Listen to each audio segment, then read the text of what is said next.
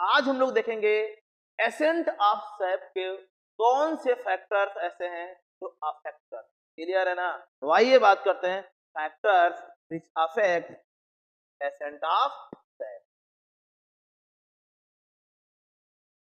Factors which affect ascent of SAP, clear. देखिए क्या होता है जो वाटर का मूवमेंट है रूट से स्टेम तक कैसे होता है, कब बढ़ता है, कब घटता है, किन कंडीशंस में ये नॉर्मल चलता है या कब बिल्कुल स्टॉप हो जाता है, कौन से प्लांट्स में ज्यादा होता है, कौन से प्लांट्स में कम होता है ना।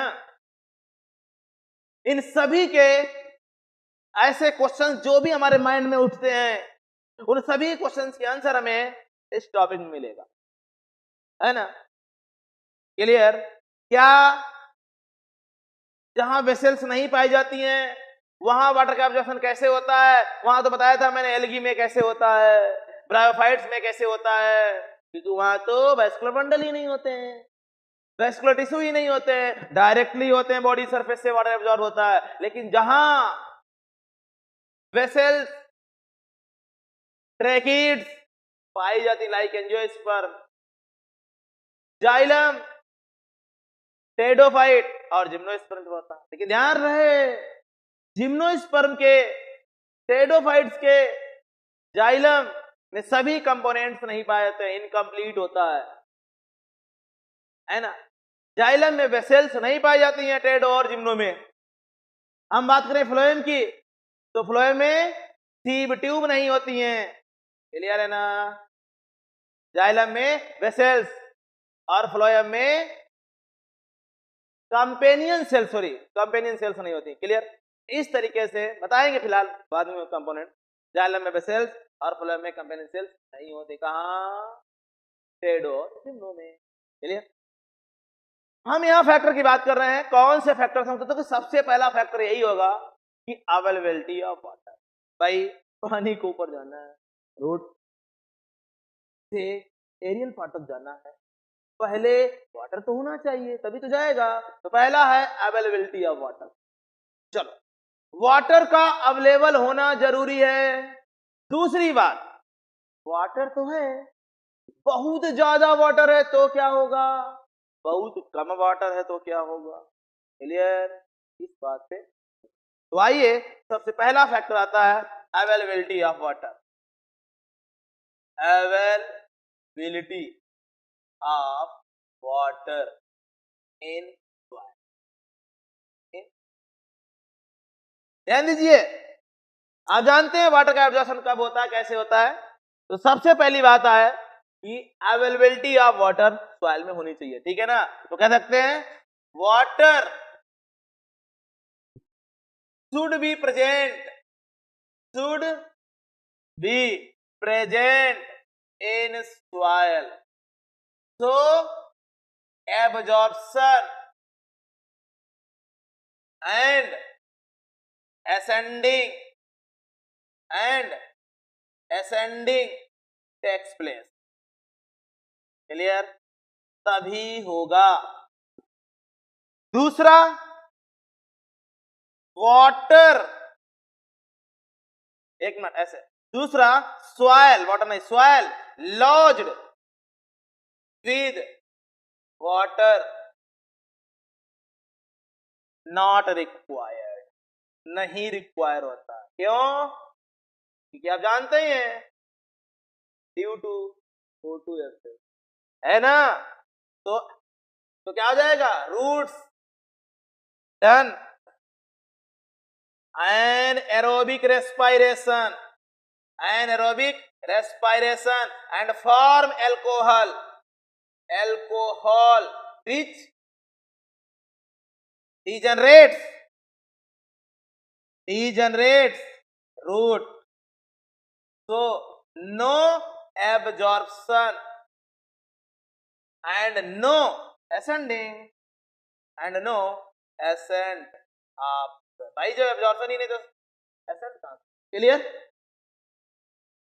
नेक्स्ट, टोटली ड्राई नहीं होनी चाहिए, वाटर तो होना ही चाहिए। क्लियर? तो ये था हमारा अवेलेबिलिटी ऑफ वाटर। नेक्स्ट आता है सॉइल के बाद अवेलेबिलिटी ऑफ वाटर तो हो गया। नेक्स्ट आता है टेम्परेचर, तो कह सकते हैं टेम्परेचर की बात। टेम्परेचर, तो देखिए क्या होता है, जो टेम्परेचर होता है वो इंक्रीज, जैसे जैसे टेम्परेचर बढ़ता है वैसे वैसे रेट ऑफ ट्रांसपिरेशन भी बढ़ता है, और रेट ऑफ ट्रांसपिरेशन बढ़ेगा, एसेंट ऑफ भी बढ़ेगा। तो कह सकते हैं high temperature increase rate of ascent of, क्यों? क्यों? Due to high temperature increased rate of transpiration, so creates high root pressure, high negative root pressure। Clear है ना? आया समझ में? ना ये टेम्परेचर था। नेक्स्ट आता ह्यूमिडिटी,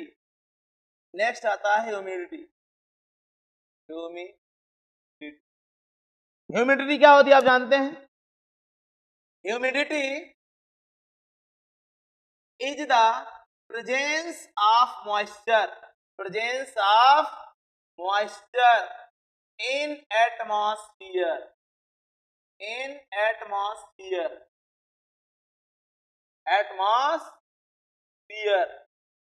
है ना। ह्यूमिडिटी इज द क्या है? Moisture in atmosphere. Clear? If humidity is more than ascent of sap decrease, घट जाता है। जितनी ह्यूमिडिटी होगी एसेंट ऑफ सैप घट जाएगा। क्लियर? नेक्स्ट, विंड वेलोसिटी कह सकते हैं हाई वेलोसिटी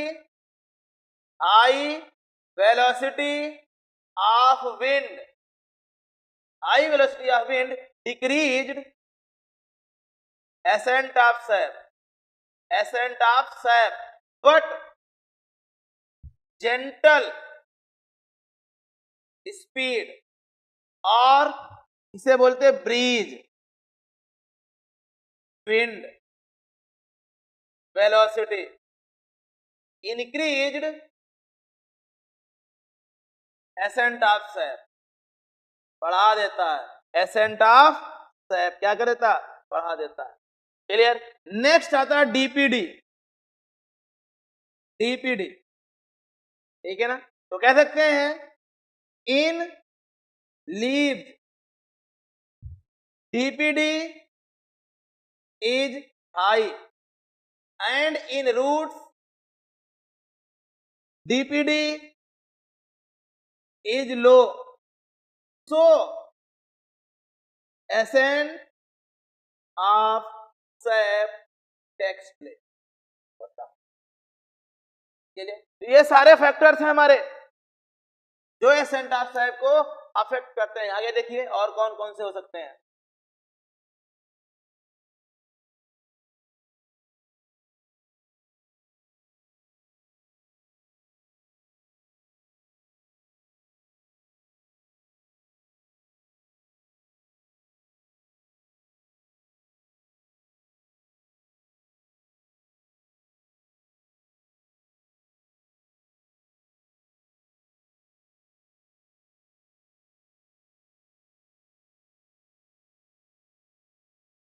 नेक्स्ट जरा ध्यान दीजिए, कह सकते हैं हम लोग all factors which affect rate of transpiration transpiration which also affects ascent of sap, which also affects ascent of sap directly or indirectly. Directly or indirectly. Okay, directly और indirectly, कोई प्रॉब्लम नहीं। तो इस तरीके से ये थे हमारे फैक्टर्स जो एसेंट ऑफ सैप को अफेक्ट करते हैं। कोई दिक्कत? क्लियर? नेक्स्ट जरा ध्यान दीजिए, अब हम देखेंगे, इसमें हमने कहा था इसके बाद जो फैक्टर्स हैं, इसके बाद हम लोग क्या देखेंगे, ट्रांसपिरेशन के बारे में। लेकिन ट्रांसपिरेशन के पहले हमने कहा था हम आपको एक्सपेरिमेंट बताएंगे कि जाइलम और फ्लोएम के फंक्शन क्या होते हैं, ठीक है ना। तो जरा ध्यान दीजिए, इसको एक्सप्लेन करने के लिए कुछ एक्सपेरिमेंट दिए गए हैं, जैसे जिसका नाम आता है girdling experiment, xylem and phloem blocking experiment. चलिए, तो सबसे पहले जरा ध्यान दीजिए, हम लोग गर्डलिंग एक्सपेरिमेंट की बात कर लेते हैं, उसके बाद में हम ट्रांसपिरेशन की बात करते हैं। क्लियर? तो आइए गर्डलिंग एक्सपेरिमेंट, गर्डलिंग एक्सपेरिमेंट, और इसे हम रिंगिंग एक्सपेरिमेंट और रिंग एक्सपेरिमेंट भी कहते हैं, रिंगिंग एक्सपेरिमेंट। इसके द्वारा हम जाइलम के फंक्शन को जानेंगे और फ्लोएम के फंक्शन को जानेंगे। जरा ध्यान दीजिए, इसमें क्या है, इसके द्वारा जो गर्डलिंग एक्सपेरिमेंट है वो रियल में फ्लोएम के फंक्शन को रिप्रेजेंट करता है। कैसे, क्या होता है इसमें, समझिए। इसमें क्या है, इसमें 2 से 3 मिलीमीटर जो बार्क होती है उसको कट करके रिमूव कर देते हैं, कट करके रिमूव कर देते हैं, एक रिंग बना देते हैं प्लांट के मेन बेस, मेन स्टेम में, जिससे क्या होता है, जो वाटर होता है वो तो प्लांट्स को मिलता रहता है, लेकिन जो फूड होता है वो प्लांट्स के डिफरेंट पार्ट में, एरियल पार्ट में जा रहा है, लेकिन स्प्रिंग सीजन में जब नीचे से ऊपर जाता है तो पहुंच जाता है। कैसे, इस फूड तो फ्लोएम से नहीं जाएगा, लेकिन जब समर सीजन की बात करें, हम स्प्रिंग नहीं, समर सीजन की बात करते हैं, तो समर सीजन में क्या होता है, फूड सिंथेसाइज करती है लीव्स, एक्स्ट्रा फूड रूट में भी स्टोर होता है। जब वो रूट की तरफ जा रहा होता है फूड, तो वो रूट तक नहीं पहुंचता, और जब रूट को फूड नहीं मिलेगा तो रूट की डेथ पहले होती है, रूट की डेथ पहले होती है, क्योंकि लीफ को फूड भी मिल रहा है, वाटर मिल रहा है, तो लीफ क्या कह रही है, एरियल पार्ट लिविंग रहेगा, और इस केस में रूट डेथ हो जाती है। और देखा गया है जो एरियल पार्ट से फूड रूट की तरफ जा रहा था वो उस रिंग में, इसके अपर लेयर में स्वेलिंग क्रिएट कर देता है और स्टोरेज ऑफ फूड दिखा देता है, ठीक है ना। इसी एक्सपेरिमेंट को गर्डलिंग एक्सपेरिमेंट कहा। क्यों, बार्क आपने निकाल दिया, इसका मतलब बार्क में क्या था, फ्लोएम था, और उस फ्लोएम को आपने रिमूव कर दिया। सेंटर में क्या है, जाइलम, जाइलम तो वाटर मिनरल्स को ले जा रहा है, फूड तो ऊपर बन रहा है, फूड ऊपर से नीचे जा नहीं रहा है, इसका मतलब हो गया है कि जो फूड होता है वो बार्क के द्वारा, बार्क में फ्लोएम होता है, जाइलम तो नहीं। ये एनाटॉमी में सिखाया गया था बार्क के कंपोजिशन, क्लियर। इसलिए प्रूफ होता है कि फ्लोएम फूड के लिए होता है और जाइलम वाटर के लिए होता है। ये ध्यान रहे, हम ये नहीं कह सकते कि जाइलम केवल वाटर का ट्रांसपोर्ट करता है, लेकिन मेनली वाटर के लिए, मिनरल्स के लिए होता है, और जो फूड होता है हमारा, सॉरी फ्लोएम जो होता है हमारा, वो ऑर्गेनिक न्यूट्रिएंट्स के लिए। फ्लोएम में कई सारे कंपोनेंट्स, हार्मोन्स भी होते हैं, प्लांट हार्मोन्स भी होते हैं फ्लोएम में, कुछ मिनरल्स, क्योंकि जाइलम और फ्लोएम में भी फ्यू एक्सचेंज होता है, समझे कि नहीं। इसलिए, लेकिन जो मेन फ्लोएम का रोल है वो फूड या ऑर्गेनिक फूड के ट्रांसपोर्ट के लिए होता है, और जाइलम वाटर और इनऑर्गेनिक न्यूट्रिएंट्स के लिए होता है। क्लियर, समझ में आया कि नहीं। तो आइए बात करते हैं गार्डनिंग एक्सपेरिमेंट। तो इसमें क्या करते हैं, in this experiment we remove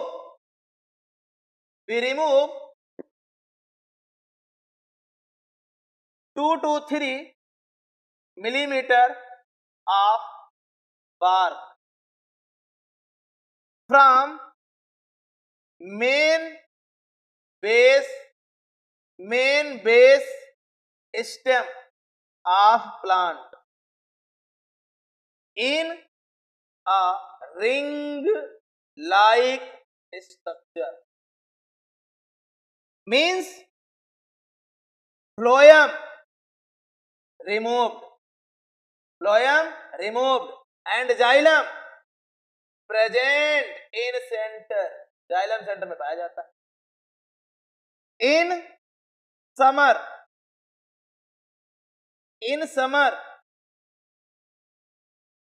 food translocated for storage in roots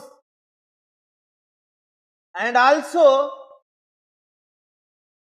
metabolism in root, storage के लिए और रूट को मेटाबॉलिज्म के लिए भी, ठीक है ना, ठीक होता है, ट्रांसलोकेट होता है। अब देखिए क्या होता, तो फिर क्या होगा, due to removing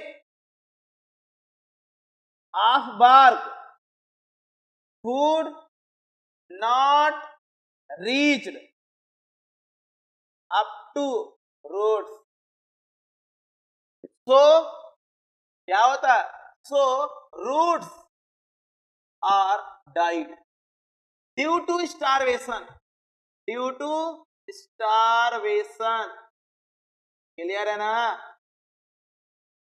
but aerial parts remain alive, क्यों, due to supply of water and minerals from roots and food from aerial part through xylem।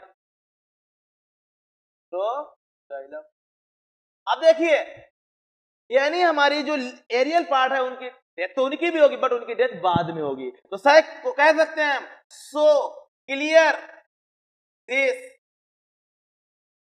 In this case root died first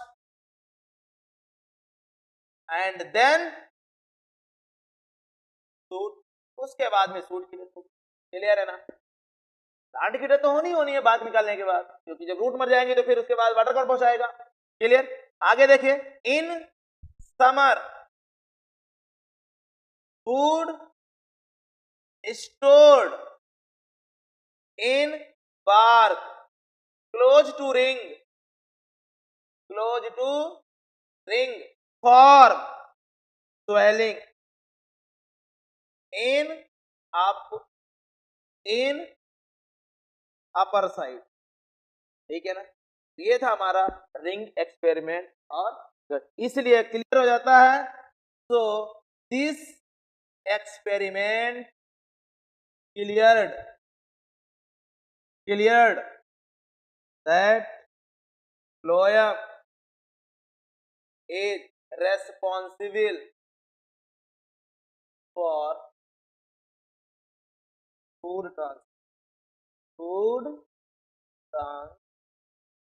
clear है ना, और clear. आइए इसका figure देखते हैं कैसा,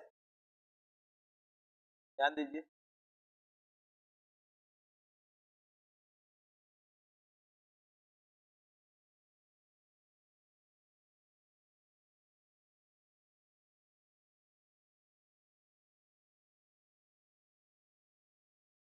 देखिए क्या है, सपोज इस तरीके से ये कोई प्लांट है, ऐसे इसकी कोई रूट्स रहेंगे उससे कोई फर्क नहीं पड़ता हम कि हमें यहाँ पर एरियल पार्ट को देखना है ना।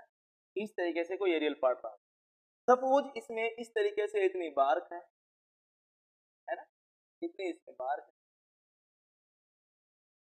ऐसे बार्क, इस तरीके से ये है इसका सूट है ना, ये इसके रूट।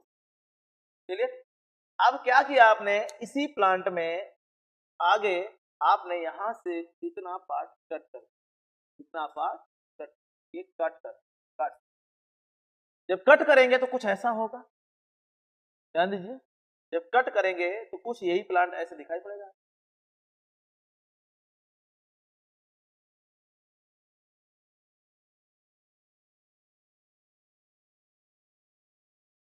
तो मतलब ही नहीं हमको, जैसे आपने कट किया इस तरीके से ये इसकी बात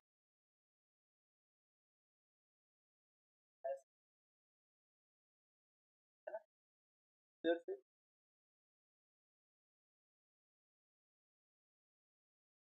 ओके, और इधर से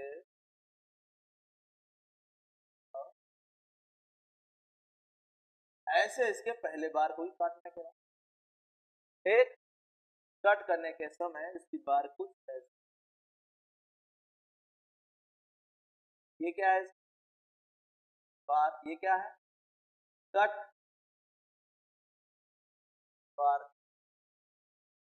फॉर्म रिंग और आल्सो कॉल्ड गर्डल, इसको गर्डल कर, ओके, रिंग बना दिया आपने।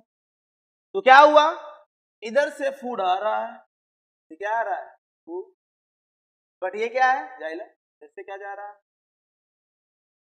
तो जा रहा है, लेकिन फूड यहां से बंद हो गया, यहां से आना बंद हो गया, समझ रहे ना।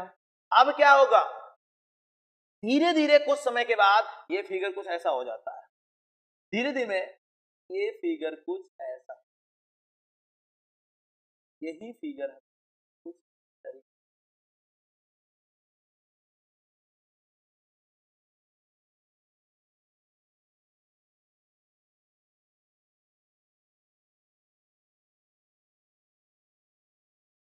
समझ में आया।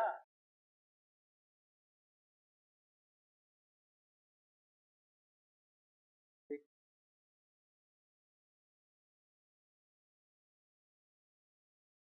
है ना, क्या हुआ ये यहाँ पर स्वेलिंग ऑफ बार, क्यों, due to storage, due to storage of food जो डाउनवर्ड डायरेक्शन जा रहा है, यही हमारा गर्डलिंग एक्सपेरिमेंट है, बोला समझ में आया कि यहां पर फूड है, यहां फूड होगा, ये तो आया ही नहीं ना, वाटर तो कंटिन्यू इधर जा रहा है, कब तक, जब तक ये रूट्स लिविंग रहेंगी, जब रूट्स गिरे तो ये फिर वो भी बंद हो जाएगा, फाइनली प्लांट की डेथ हो जाएगी। तो ये हमारा गर्डलिंग एक्सपेरिमेंट, तो समझ में आया कि नहीं, इसी को बोलते हैं हम रिंग एक्सपेरिमेंट, रिंग। और इस एक्सपेरिमेंट के द्वारा क्या आपने देखा, फंक्शन ऑफ फ्लोएम डिटरमाइन, बोला समझ में आया कि नहीं। आगे देखिए फंक्शन ऑफ जाइलम कैसे डिटरमाइन करते हैं, ऐसे ही हम डिटरमाइन कर सकते हैं फंक्शन ऑफ जाइलम को भी, देखिए उसमें क्या करते हैं,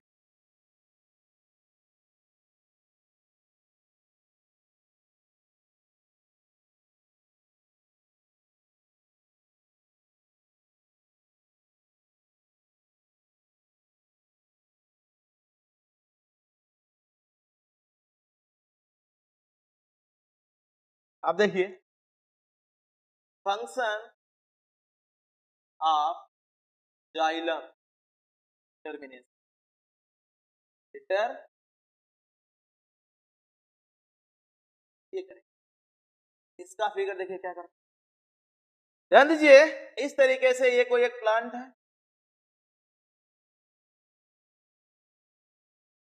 इस तरीके से ये कोई एक प्लांट, और इस तरीके से फ्रूट्स नहीं होंगे, इससे कोई मतलब नहीं, ध्यान दीजिए।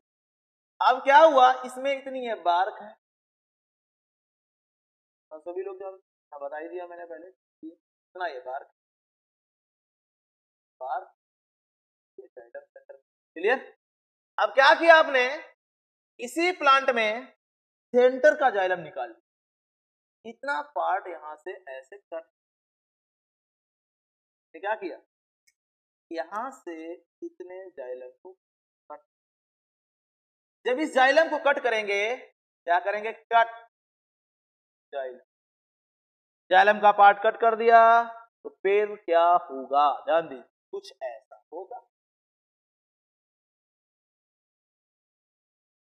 वैसे रहे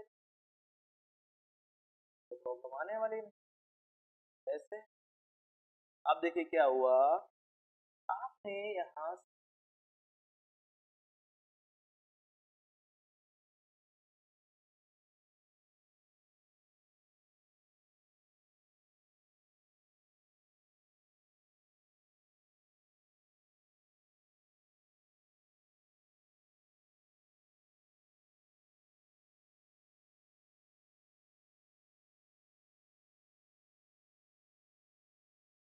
कट कर,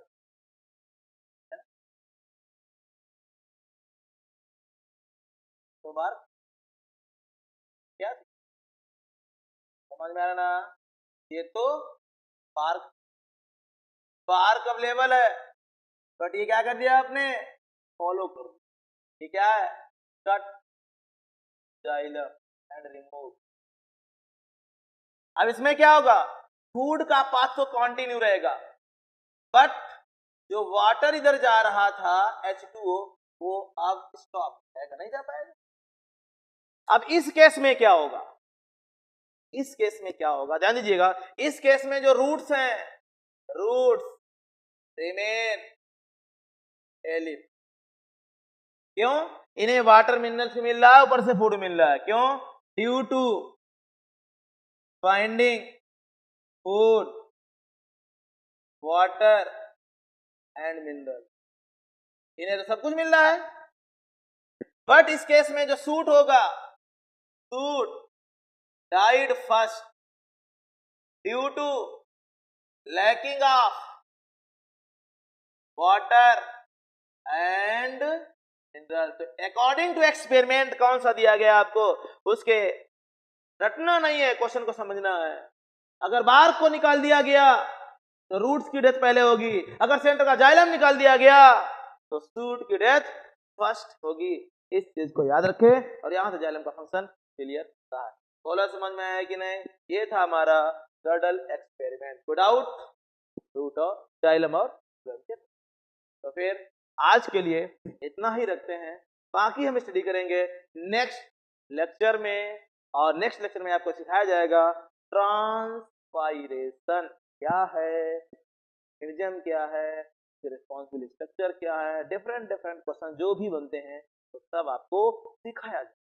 ओके, फिर